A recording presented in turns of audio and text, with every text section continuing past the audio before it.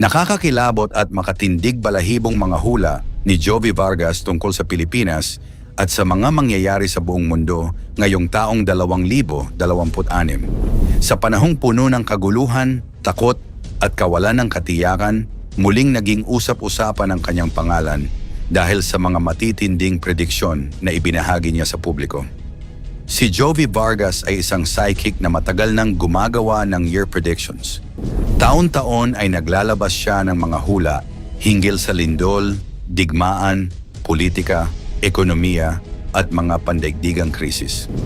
Ayon sa kanyang mga taga-subaybay, may ilang hula raw siya noon na sinasabing nagkatotoo, dahilan upang mas lalo siyang sundan at pakinggan ng marami. Kaya narito ang 10 babala at hula ni Jovi Vargas para sa taong 2026.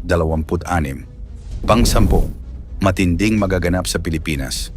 Ayon kay Jovi Vargas, isa ang Pilipinas sa mga bansang makakaranas ng matitinding pagsubok sa taong 2026. Nakikita niya ang sunod-sunod na malalakas na lindol sa iba't ibang bahagi ng bansa, partikular sa Visayas, gaya ng Samar at Leyte, pati na rin sa Metro Manila, Baguio, Pangasinan at Bicol. Bukod sa lindol, may mga senyales din ng malalakas na bagyo, pagbaha at posibilidad ng pagputok ng mga bulkan na magdudulot ng panganib sa buhay at kabuhayan ng maraming Pilipino. Babala pa niya na ang kakulangan sa paghahanda at disiplina ng tao ang maaaring magpalala sa epekto ng mga sakunang ito. Pang-siyam, matitinding kaganapan sa buong mundo. Hindi lamang ang Pilipinas ang makakaranas ng mga trahedya sa taong 2026. Ayon kay Vargas, ang buong mundo ay yayanigin ng matitinding kalamidad tulad ng malalakas na lindol, mapaminsalang baha at iba pang natural disasters. Maraming bansa ang hindi handa sa mga biglaang pangyayari, kaya't inaasahan ang malaking bilang ng mga biktima at pinsala sa ari-arian. Ayon sa kanyang nakita, tila walang ligtas na kontinente dahil halos sabay-sabay mararanasan ng mundo ang matinding pagsubok. Pang-8, isang Asian country na halos kalahati ay lulubog. Isa sa mga pinaka-nakakatakot na hula ni Jovi Vargas ay ang posibilidad na may isang bansang Asyano na halos kalahati ng lupain ay maaaring lumubog. Hindi niya tahasang binanggit kung anong bansa ito, ngunit malinaw sa kanyang pahayag na may kinalaman ito sa paggalaw ng lupa at pagbabago sa karagatan. Ang pangyayaring ito raw ay magdudulot ng matinding humanitarian crisis at paglikas ng milyon-milyong mamamayan na mawawala ng tirahan. Pang-7, paglubog at malalaking aksidente sa karagatan. Ayon pa kay Vargas, may nakita siyang 2 malalaking barko na lulubog sa magkaibang bahagi ng mundo. Ang mga insidenteng ito ay maaaring mangyari bandang kalagitnaan ng taon, partikular sa buwan ng Hunyo o Hulyo. May kinalaman umano ito sa masamang panahon, pagkakamali ng tao o biglaang sakuna sa dagat. Ipinapayo niya ang matinding pag-iingat sa mga biyaheng pandagat lalo na sa panahong ito. Pang-6, matinding economic crisis at hirap ng mamamayan. Isa rin sa binigyang diin ni Jovi Vargas ay ang patuloy na paghina ng ekonomiya sa maraming bansa. Ayon sa kanya, maraming negosyo ang magsasara, tataas ang presyo ng bilihin, at lalong mahihirapan ang mga ordinaryong manggagawa.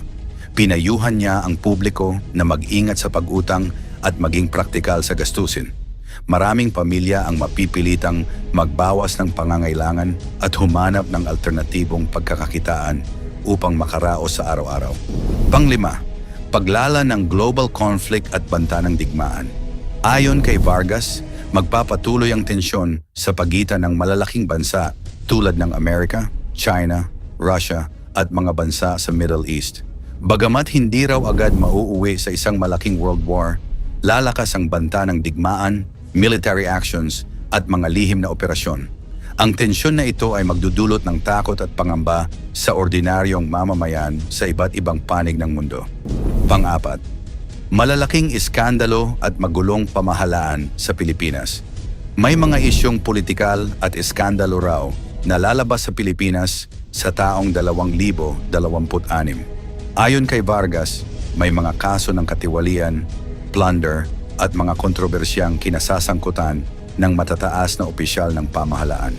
may posibilidad ding madawit ang pamilya ng ilang leader, dahilan upang lalong uminit ang usaping politikal.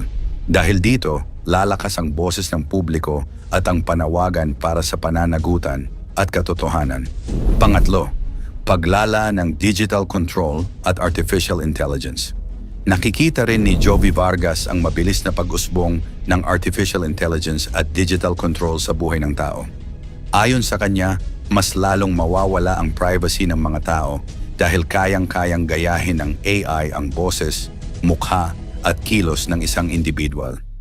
Marami raw ang hindi namamalayan na unti-unti nang naapektuhan ang kanilang kalayaan at identidad sa digital na mundo. Pangalawa, crisis of faith at kaguluhan sa relihiyon. Isa sa mga seryosong babala ni Vargas ay ang krisis sa pananampalataya.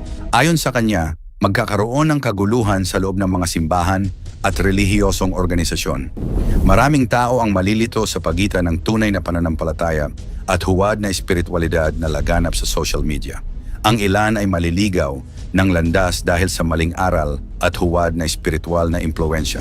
At ang ating number 1, paglitaw ng isang leader na kaugnay ng Antichrist. Ang pinakamabigat na hula ni Jovi Vargas para sa taong 2026 ay ang unti-unting paglitaw ng isang world leader na magmumukhang mabuti, mapayapa at tagapagligtas ng mundo. Marami raw ang hahanga at magtitiwala sa kanyang mga panukala at pangako. Ngunit ayon kay Vargas, may masamang layunin sa likod ng kanyang mabuting imahe. Ayon kay Vargas, ang panlilinlang na ito ay magiging napakahusay kaya't marami ang hindi agad makakakita ng panganib at ito raw ang simula ng pag-usbong ng Antichrist. Mangyari man o hindi ang mga hulang ito, huwag na huwag tayong maniniwala o magtiwala sa mga manghuhula o psychic sapagkat malinaw na mababasa ang Biblia na ito ay ipinagbabawal at masama. Sa Diyos lamang tayo dapat magtiwala. Ang pinakamahalaga sa lahat ay manatili tayong palauberba sa mga kaganapan, maging mapanalangin at matatag sa ating pananampalataya. I-type ang Amen kung sa kataas-taas ang Diyos ka lamang sumasampalataya at hindi sa mga taong manghuhula. Nakakakilabot at makatindig balahibong mga hula ni Mamo tungkol sa Pilipinas at sa mga mangyayari sa buong mundo ngayong taong 2026. Sa panahong puno ng kaguluhan, takot at kawalan ng katiyakan, muling naging usap-usapan ang kanyang pangalan dahil sa mga matitinding prediksyon na ibinahagi niya sa publiko. Ang taong 2026 ay isang taon na puno ng bulong, pangamba at mga misteryo na unti-unting lumalabas. At may isang tao na nagbigay ng pinakamabigat na babala at ito ay walang iba kundi si Gloria Escoto o mas kilala bilang Mamo. Sinasabing tumama ang ilan sa mga nakita niya noong nakaraang taon at ngayon ang hula para sa darating na taon ay mas matindi kaysa dati. Kaya narito ang 10 babala at hula ni Mamo Gloria Escoto para sa taong 2026. Pang-10, korupsyon sa politika sa Pilipinas. Ayon kay Gloria Escoto, ang taong 2026 ay magiging taon ng matinding pagbabago sa politika sa Pilipinas. Maraming Pilipino ang magkakaroon ng mas mataas na interes sa mga lokal at pambansang issue at aktibong makikilahok sa mga community discussions at civic engagement programs. Ang bagong liderato at patakaran ay maaaring magdala ng bagong pananaw at ideya sa gobyerno. Mahalaga ang pakikilahok ng mamamayan hindi lamang sa eleksyon, kundi pati sa pagsusuri ng transparency, accountability at implementasyon ng mga proyekto ng gobyerno. Binibigyang diin niya na ang respeto, open dialogue at kolaborasyon ay susi sa balanced policy at epektibong solusyon. Sa kabila ng pagkakaiba-iba ng opinyon, mahalaga ang pagkakaisa upang makamit ang positibong pagbabago. Pang-9, kaguluhan sa politika sa bansa. Sa parehong tema ng politika, binibigyang diin ni Mamo ang kahalagahan ng relasyon ng Pilipinas sa ibang bansa. Ang taong 2026 ay taon ng pagpapalakas ng diplomasiya at internasyonal na ugnayan. Maraming bansa ang magiging mas bukas sa pakikipagtulungan sa Pilipinas sa ekonomiya, edukasyon at teknolohiya. Binanggit niya na ang tamang timing at taktika sa pakikipag-usap sa ibang bansa ay magbubukas ng mas maraming oportunidad sa kalakalan, turismo at cultural exchange. Mahalaga rin ang pagpapalakas ng soft power upang mas mapalapit ang ugnayan sa ibang bansa at mapanatili ang positibong international relations sa hinaharap. Pangwalo, transportasyon at infrastruktura. Ayon kay Mamu, ang taong 2026 ay taon ng malalaking proyekto sa transportasyon at infrastruktura. Magkakaroon ng mga bagong daan, tulay, highway at modernisasyon ng mga public transportation system.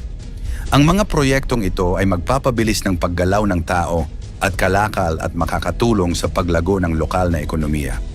Binibigyang diin niya na ang tamang budget, planning at pagpapatupad ay susi upang maiwasan ang pagkaantala.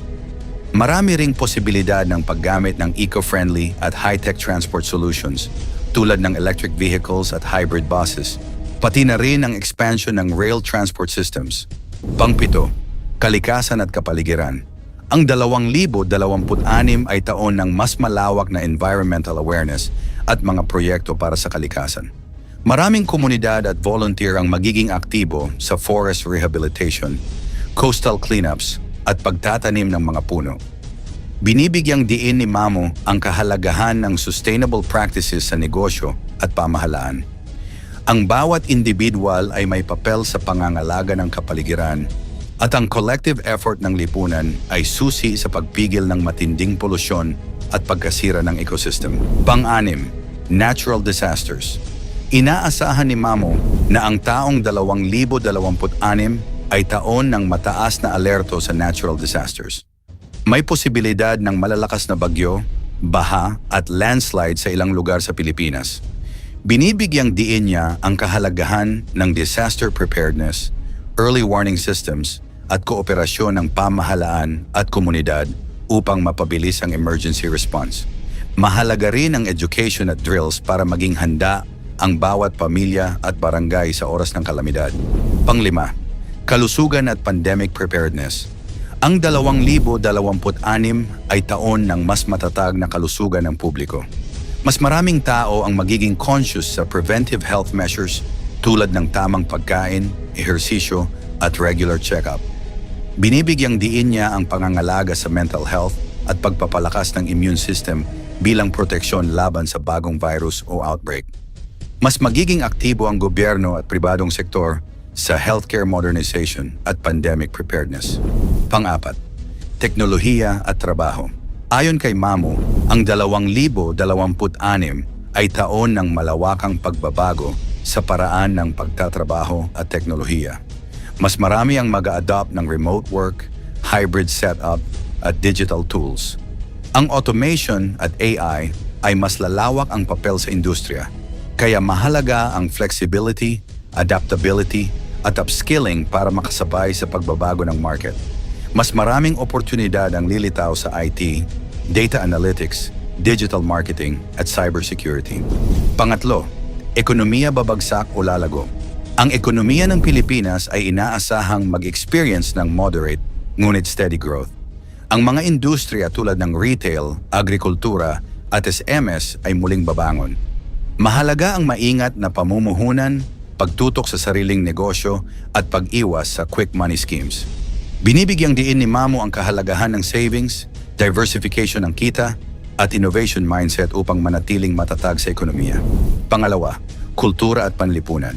Ang taong 2026 ay taon ng mas aktibong pagkakaisa sa komunidad at pagpapahalaga sa kultura. Maraming lokal na proyekto at aktibidad ang magtataguyod ng tradisyonal na sining, musika at sayaw. Maraming kabataan ang muling magpapakita ng interes sa kultura at heritage.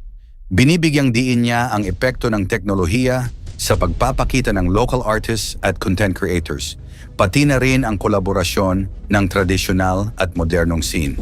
At ang ating number 1, kabuhayan at negosyo. Ang 2026 ay taon ng pagbangon sa kabuhayan at negosyo.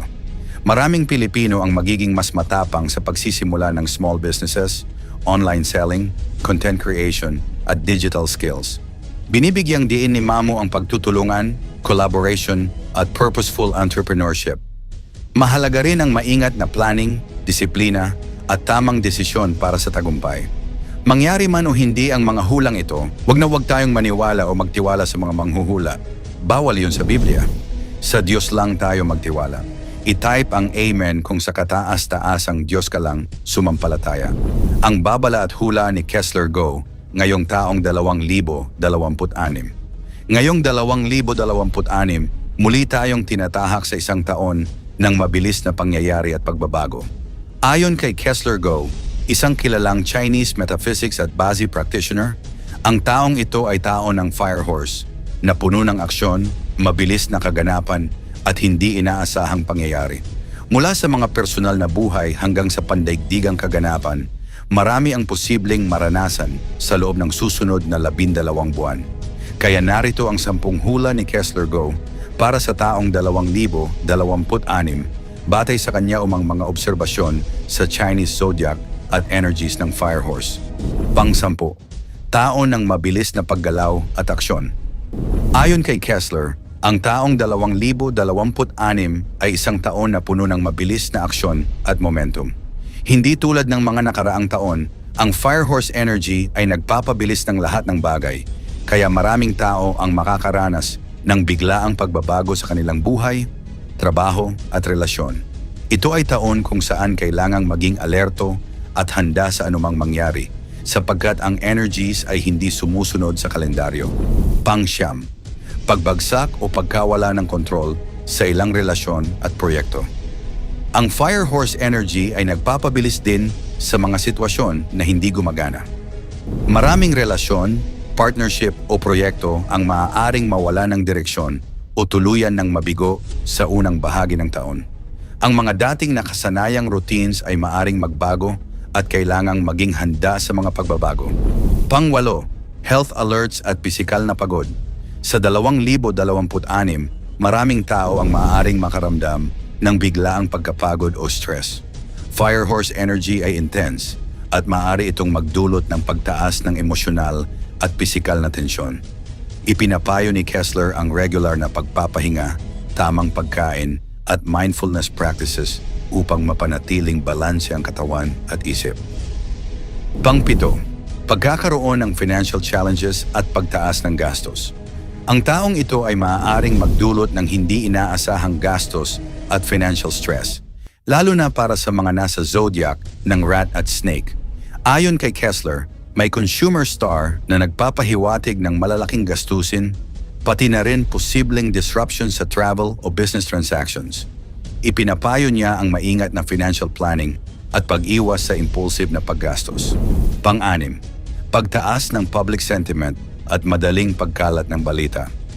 Ang fire horse energy ay nagdudulot ng mabilis na paggalaw ng impormasyon at opinyon sa publiko. Ayon kay Kessler, ang visibility ng mga kaganapan ay mataas, kaya't anumang aksyon o pangyayari ay mabilis kumalat at maaring magdulot ng emosyonal na reaksyon ng masa.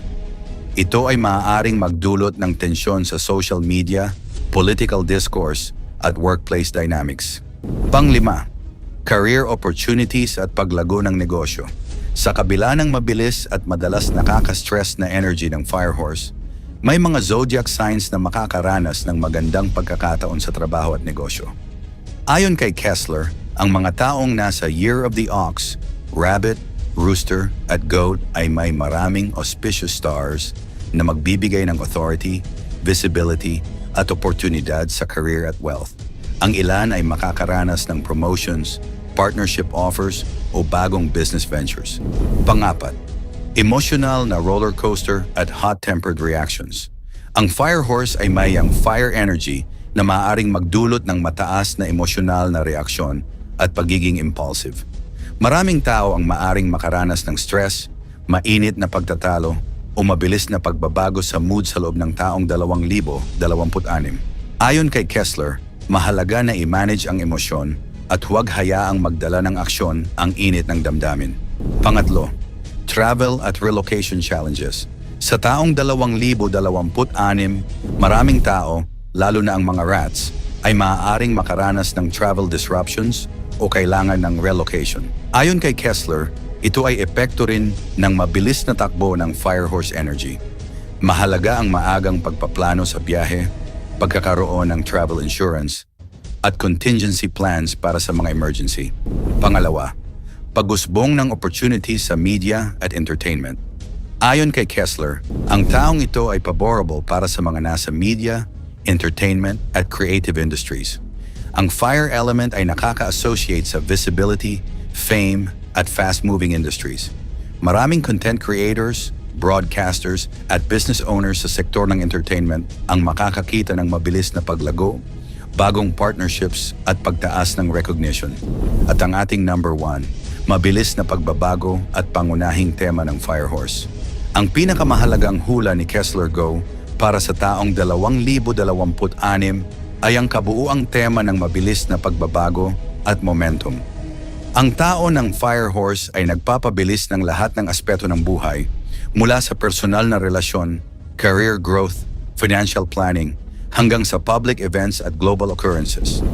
Ipinapayo niya na tanggapin ang mabilis na takbo ng buhay, maging handa sa pagbabago, at planuhin ang mga hakbang ng maaga. Mangyari man o hindi ang mga hulang ito, huwag tayong maniniwala o magtiwala sa mga manghuhula o psychic. I-type ang amen kung sa kataas-taasang Diyos lamang tayo sumasampalataya at hindi sa mga manghuhula. Paki-like ang ating video, i-share mo na rin sa iba. Salamat at God bless.